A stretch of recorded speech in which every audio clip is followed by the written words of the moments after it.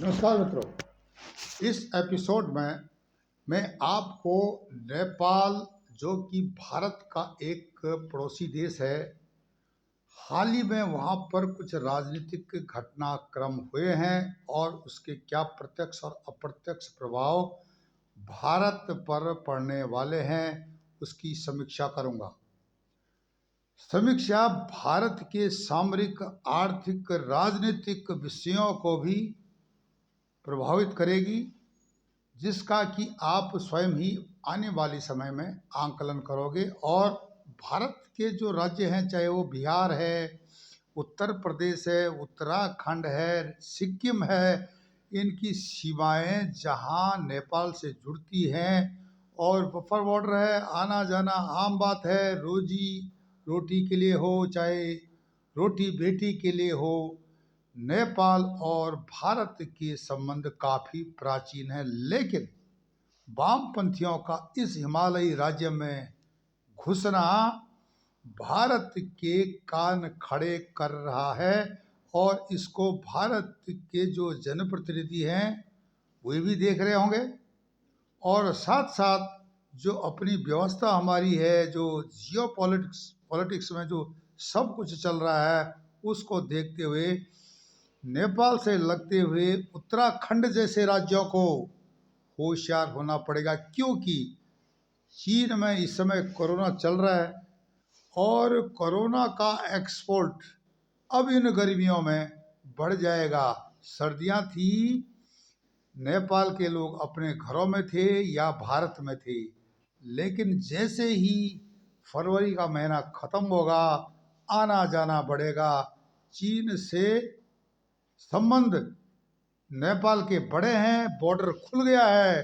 जो बॉर्डर बंद था चीन के साथ नेपाल का, वो अब खुल गया है और एक आना जाना बिल्कुल आम बात होगी चीन के साथ। चीन में कोरोना फैला हुआ है, कोरोना नेपाल आएगा, नेपाल से भारत से उसके जो भी इलाके हैं या राज्य हैं भारत के, वहाँ पर कोरोना फैलेगा, चाहे वो बिहार हो, यूपी हो, उत्तराखंड हो या सिक्किम हो। यहाँ पर अब डर हो जाएगा कि कोरोना का पहला जो है इफेक्ट इन्हीं राज्यों में होगा और उसके बाद पूरा देश इसकी चपेट में धीरे धीरे आ जाएगा। इसके बारे में पहले तो सोचना पड़ेगा कि नेपाल में अगर वामपंथी सरकार आ गई है तो कोरोना भी जल्दी भारत पहुंचने वाला है इस वामपंथी सरकार की मदद से। अब इससे क्या होगा कि भारत और नेपाल के जो बेकसूर लोग हैं, जिनका इसमें कोई योगदान ही नहीं रहा है, इनको वामपंथियों को लाने में उनकी समस्याएं बढ़ जाएगी। क्या होता है कि नेपाल में 3 बार प्रधानमंत्री बनने वाले प्रचंड साहब, जिनका कि पूरा नाम है पुष्प कमल दहल प्रचंड, माओवादी नेता हैं, हिंसक वामपंथी सोच की विचारधारा वाले हैं। पहले भी वो माओवादी रहे हैं, वहाँ नेता रहे हैं, उन्होंने हिंसाएं की नेपाल में, कोई छुपा नहीं है।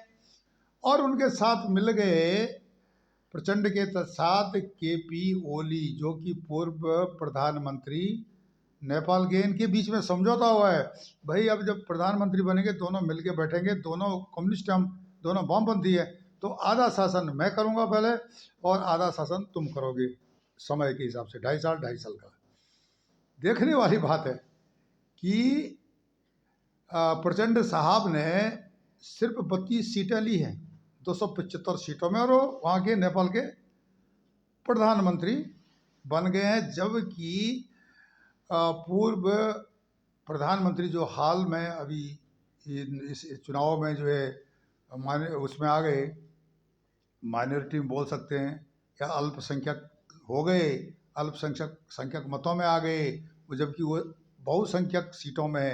89 सीटें उनके पास 275 में से, और 78 सीट जो है केपी ओली लेकर आ गए हैं, जो कि अपना प्रचार भारत के एजेंडों को लेकर करते रहे हैं। केपी ओली जो कि भारत मूल के, मतलब उत्तराखंड मूल के हैं और प्रधानमंत्री नेपाल के हैं, लेकिन इन्होंने एशिया में ऐसा ढांचा खराब कर दिया है कि शक्ति संतुलन को बिगाड़ने के लिए, कि नेपाल की जनता अब श्रीलंका की तरह सड़कों पर आ जाएगी। यह तो काठमांडू पोस्ट में भी लिखा हुआ है अपने अखबार में कि भाई तुम चीन के साथ ठीक है, हो रहे हो, घुल मिल रहे हो, अच्छी बात है, पड़ोसी हो, पर लेकिन कहीं तुम्हारे हाल श्रीलंका के जैसे ना हो।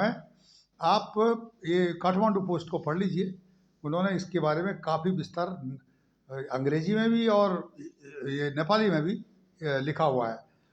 अब आप देख सकते हो कि काला पानी, लिपू लेक और धारचूला के पास जो एरिया है उत्तराखंड से, पूर्वी उत्तराखंड से लगता हुआ नेपाल का, उस पर जो है बड़ी राजनीति हुई थी।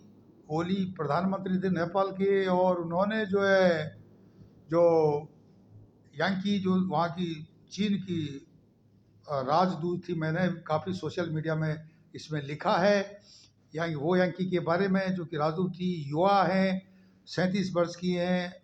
उनका तजुर्बा जो है पाकिस्तान में भी रहा है। पाकिस्तान की जो सीपैक जो सड़क को लाने के लिए उनका बहुत बड़ा योगदान रहा है। उसी तरह से नेपाल में भी आई थी और इन्होंने वहाँ पर काफ़ी कुछ किया। ओली के साथ इनके काफ़ी अंतरंग विषयों पर भी चर्चाएं रही है, सोशल मीडिया हो या अखबार हो या नेपाल की जनता के बीच में बातचीत रही हो, यह किसी से छुपा नहीं है। चलो वो तो उनका व्यक्तिगत मामला है, उसमें हम कुछ नहीं बोल सकते, पर राजनीतिक प्रभाव इसके दूरगामी हुए हैं। अब क्या हो रहा है कि इन्होंने, नेपाल ने और चीन ने एक समझौता किया था, जबकि नेपाल में ओली की सरकार थी। बातचीत हुई, समझौता तो नहीं हुआ, पहले बातचीत शुरू हुई थी कि एक प्रोजेक्ट रेल का काठमांडू तक, तिब्बत से और काठमांडू तक। तिब्बत मतलब अलग देश था, वो चीन ने लिया हुआ है, और वहाँ से 72 किलोमीटर लगभग जो रेलवे लाइन है वो बिछनी है तिब्बत से पाकिस्तान की तरह, जहाँ की सीपैक की तरह, उसी तरह से 72 किलोमीटर का जो रेलवे ट्रैक रूट और सड़क रूट दोनों बनने हैं। बशर्ते कि इसकी जो है 600 किलोमीटर की लंबाई है रूट की, वो तिब्बत के अंदर है और चीन के अंदर है, उसको इसमें न जोड़ा जाए। एक बहुत बड़ी एम्बिशियस जो महत्वाकांक्षी परियोजना चीन की है, जो कि भारत को घेरने के लिए चीन की एक साजिश है। और नेपाल ने देख लिया था कि श्रीलंका के जो हाल हुए हैं वही हाल कुछ दिन बाद नेपाल के होने वाले हैं। चीन जब घुसता है तो वहाँ के नागरिक रिफ्यूजी बनते हैं। अब नेपाली भारत की जो सीमाओं में आने वाले समय में कहीं रिफ्यूजी बनकर न घुसे, यह भी देखने वाली बात है, क्योंकि अगर लोन दे रहा चीन नेपाल को, तो इतना पैसा नेपाल के पास है कि चीन को लौटा दे। चीन तो पाई पाई का हिसाब करता है, उसने तो पाकिस्तान को कंगाल बना दिया है, भिखारी बना दिया है। उसकी दमक में सिर्फ तालिबान नहीं आया, तालिबान समझ गया कि ये बदमाश है, ड्रैगन बदमाश है और ये हमें बर्बाद करेगा, उसके चपेटे में वो नहीं आया। लेकिन श्रीलंका इसकी चपेटे में आया, और जब बुरे दिन थे श्रीलंका के तो चीन उसको छोड़ के भाग गया और भारत ने श्रीलंका की मदद की। वही हालत अब नेपाल का भी होने वाला है। पश्चिमी नेपाल के लोग उत्तराखंड में शरण लेंगे तो बिहार से लगे हुए जो नेपाल के तराई वाले लोग हैं वो बिहार में या उत्तर प्रदेश में शरण लेंगे, कुछ सिक्किम में लेंगे शरण, क्योंकि चीन जहाँ घुसता है कुछ भी नहीं छोड़ता है। यह तो भूकंप का जो राहत सामग्री देते समय नेपाल की जनता देख चुकी है। बशर्ते विडंबना है नेपाल की जनता के लिए, 89 सीट प्रतिनिधि सभा में लेने वाले 275 में से देवबा साहब जो है रह गए हैं, जो कि बहुमत में थे। शेर बहादुर देवबा साहब बहुत एक समझदार नेता थे नेपाल के, और उनको जो है पीछे हटना पड़ा। ओली के पी ओली और ये प्रचंड साहब, इन दोनों की जुगलबंदी। प्रचंड साहब ने बताया इनको कि भाई हमें पहले प्रधानमंत्री बनना है, बशर्ते हमारी 10% सीटें हैं। हमने तो प्रधानमंत्री बनना है तो बनना है। तो इस चीज़ को देखते हुए वामपंथी हैं दोनों ने समझौता कर दिया। ओली साहब ने, प्रचंड साहब ने, भाई ठीक है हम 50-50 टेन्योर निकाल लेंगे और उसके बाद इनको बाहर रखेंगे। पर लेकिन ये समझौता किसने कराया? चीन ने कराया इनके बीच में। दोनों चीन समर्थित हैं, वामपंथी है। नेपाल में वामपंथी सरकार आ गई है। अब नेपाल में जो स्थिति है श्रीलंका की जैसी जल्दी बनने वाली है। नेपाल के समझदार इकोनॉमिस्ट हैं, जो अर्थशास्त्री हैं, वे साफ बता रहे हैं कि भाई अगर चीन इतना इन्वेस्टमेंट नेपाल में करता है तो इस पैसे को चुकाना भी पड़ेगा। नेपाल इतना पैसा कहाँ से लाएगा? आज की तारीख में नेपाल का और चीन का जो व्यापार घाटा बहुत ज़्यादा, मतलब नेपाल बहुत कम चीन को भेजता है तो चीन से इंपोर्ट ज़्यादा करता है। भारत से उसके संबंध अलग है, बशर्ते इससे ज़्यादा भारत से इंपोर्ट करता है और एक्सपोर्ट इंपोर्ट वही हाल है भारत के पर। लेकिन भारत से विषय अलग है। भारत के कई प्रोजेक्ट नेपाल में चल रहे हैं। बहुत सारा पैसा नेपाल के लोग भारत से कमा के ले जाते हैं। सांस्कृतिक जो है हमारी समानता है, कई चीज़ें हैं जो कि नेपाल और भारत को जोड़ती हैं। पर लेकिन आने वाला समय बता रहा है कि न तो यह नेपाल के लिए सही है, न जो है भारत के लिए सही है। कहीं ऐसा न हो कि नेपाल की स्थिति तिब्बत जैसी हो जाए और जो प्रोजेक्ट है लुम्बिनी तक, जो रेल का काठमांडू से फिर इसको जो है लुम्बिनी तक लाया जाएगा, अभी नहीं है, इसमें कम से कम 3-4 साल लगेंगे। अभी तो इनकी बातचीत चल रही है। लेकिन अगर यह प्रोजेक्ट इस प्रकार के सफल होते हैं, सैंक्शन होते हैं, तो यह एक बहुत बड़ी विचित्र घटना होगी भारत के पड़ोस में, जो कि भारत नेपाल दोनों के लिए हानिकारक है। नेपाल में वामपंथियों का सत्तासीन होना दुखद है। भारत के मध्य हिमालयी राज्य उत्तराखंड के लिए तो बहुत ही गंभीर समस्या अभी से शुरू हो गई है। कैसे? पश्चिम नेपाल से जो भी लेबर या जो काम करने के लिए भारत में रोजगार के लिए गरीब लोग आते हैं गांव से, अच्छा खासा पैसा ले जाते हैं उत्तराखंड से। लेकिन चीन उनके साथ कोरोना एक्सपोर्ट करेगा। अब भारत की जो उत्तराखंड सरकार है उसको बॉर्डर एरिया में नाके लगाने पड़ेंगे, पुलिस से चाहे केंद्र से कैसे भी मिल करके। और जो भी आना जाना है नेपाल से उनका कोरोना टेस्ट के लिए तो खुला बॉर्डर है। तो क्या फायदा है? चीन में हाहाकार मचा हुआ है, जबकि चीनी बोल रहे हैं ऐसा कुछ नहीं है, पर लेकिन है।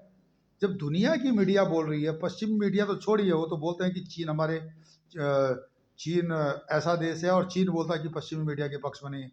पर लेकिन उसका पड़ोसी जो नॉर्थ कोरिया है या जो वियतनाम है, उनकी मीडिया जो बोलती है वो भी सुनते हैं हम।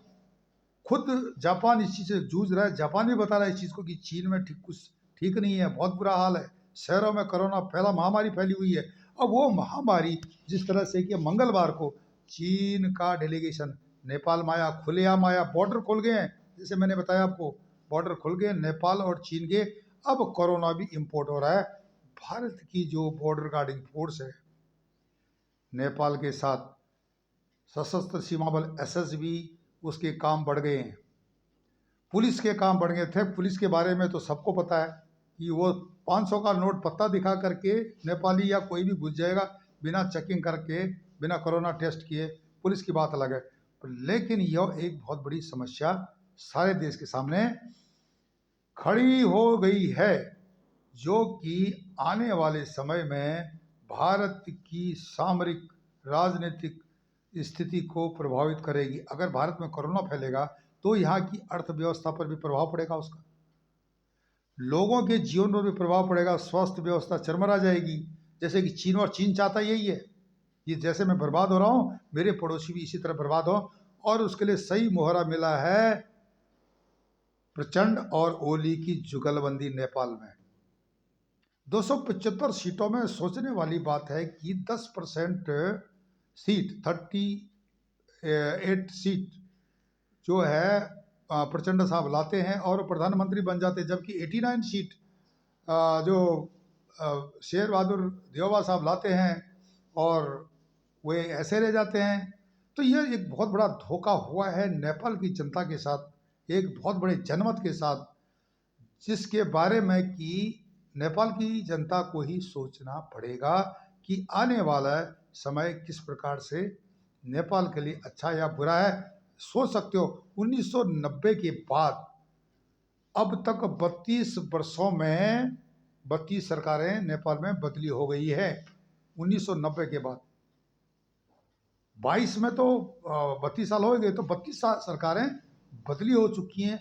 यह भी एक नेपाल में अस्थिर राजनीतिक स्थिति है जिसके पीछे चीन का अप्रत्यक्ष रूप से हाथ रहा है। हो यांकी, जिसके बारे में कई बार सोशल मीडिया के माध्यम से कई लोगों ने काफ़ी कुछ लिखा है। वह शी जिनपिंग की खास नेता थी, खास दूत थी जो नेपाल में थी।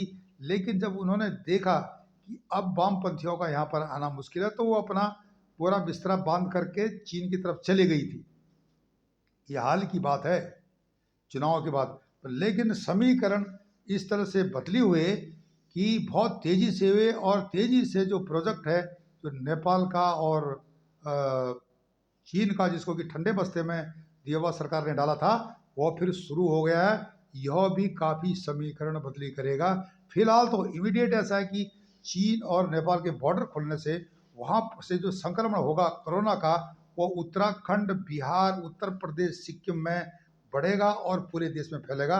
सरकार को इस चीज़ पर ध्यान देना पड़ेगा, और साथ साथ यहाँ से आने जाने वाले लोग हैं जो नेपाल और भारत के बीच में, उनके बीच में कोरोना टेस्ट इत्यादि देखना पड़े। नेपाल की जनता को भी जागरूक होना पड़ेगा कि जो चीन से लोग आ रहे हैं या चीन की जनता आ रही है नेपाल में, उन पर कोरोना का कितना असर है और वे कहीं उनके संपर्क में किस प्रकार आते हैं। उनको अपनी स्वयं की व्यवस्था करनी पड़ेगी, क्योंकि सरकार वामपंथियों की वो चीन के हिसाब से चलेगी। चीन यही चाहता है, लेकिन इसमें ज़्यादा अलर्ट भारत को होना पड़ेगा। भारत की सामरिक व्यवस्था को होना ही पड़ेगा। इस पर मित्रों आपकी क्या राय है, आप कमेंट्स में ज़रूर लिखें। हमारे चैनल ई गैरसैंण को लाइक करें, सब्सक्राइब करें, कमेंट्स करें और शेयर करें। मैं मदन मोहन ढोंडियाल, ई गैरसैंण पब्लिक ग्रुप, गैरसैंण। नमस्कार, धन्यवाद।